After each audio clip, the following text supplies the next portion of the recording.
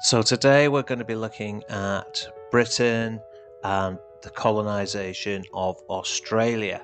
Australia boasts a rich history, predates British colonisation, obviously by tens of thousands of years, and for over 65,000 years, Aboriginal Australians thrive across the continent, developing diverse cultures, languages, and deep connections to the land. So we're going to have a look at what happened to Australia after the Europeans arrived. And if you do like these videos, and if it's something you're interested in, please do like it and go and subscribe to the channel, because there's plenty of content coming out. So the Aborigines, then, these indigenous communities, they were skilled in, they were skilled hunters, they were skilled fishermen, skilled hunter-gatherers, and they lived harmoniously with nature, and they developed these complex societies. But in the late 18th century, that all began to change because Britain got involved. Now, Britain at home was facing a pressing problem. There was overcrowded prisons. The British had lost the American colonies after the Revolutionary War, and Britain was seeking new territories, not necessarily to expand, although that was obviously part of it, but a place to send its convicts.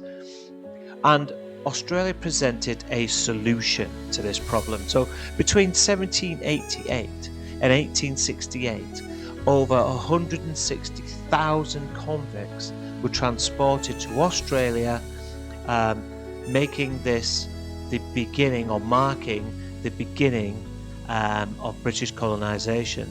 So let's just sort of rewind a little bit.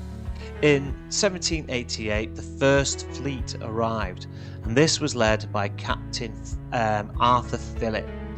It arrived at what we now know as Botany Bay. Finding it unsuitable, they moved to Port Jackson, and this is where they established a settlement that would become Sydney, and so Sydney today. And life in this early colony, it was unsurprisingly challenging. Settlers faced food shortages. They were in unfamiliar climate. They'd moved from Britain to Australia. And there was this sort of daunting task of building a new society from the ground up. And obviously they need to deal with the natives. The initial interaction between settlers and Aboriginal Australians, it was varied at best. While there were moments of mutual assistance, misunderstandings and cultural differences often led to tensions.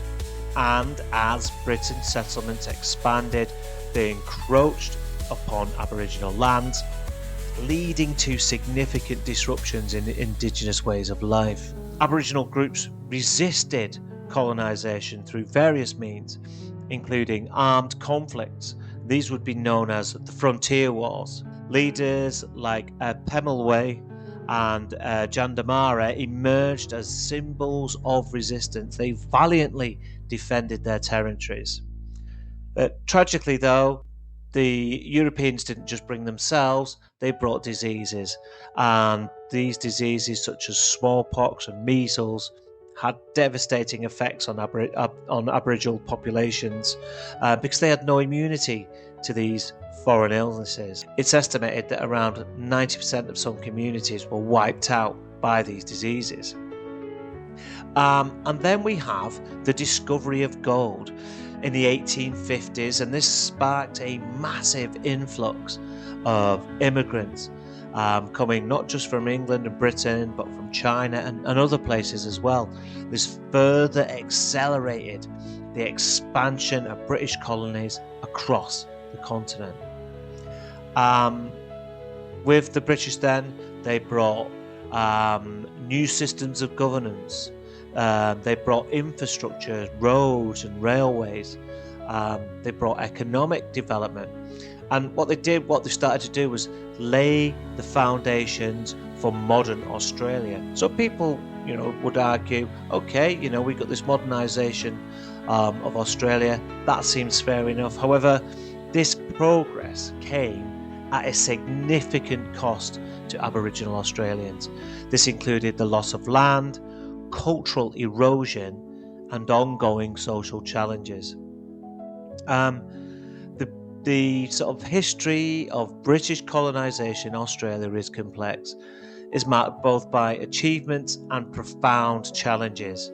By understanding this shared past, we can strive towards a future that honours all facets of Australia's rich heritage.